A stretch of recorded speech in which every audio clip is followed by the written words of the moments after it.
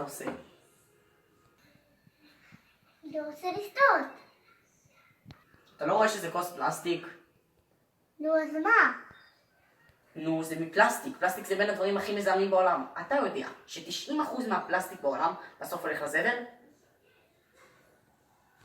באמת? אני לא חושב שזה נכון, אבל זה נשמע מדעי, אז זה כנראה נכון. אוי יובי, פלסטיק זה דבר שאינו מתכלה, הוא לא נמוג מן האדמה, הוא נשאר שם אפילו מיליוני שנים, הוא לא נעלם משם, הוא לא נמוג.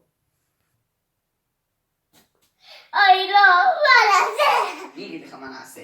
אנחנו יכולים לצרוך פחות, להשתמש בפחות כלים חד פעמים, להפסיק להשתמש בכוסות פלסטיק, צלחות פלסטיק, גם כי זה עולה מלא. והדרך השנייה היא כמובן מחזור, שימו לב. כן.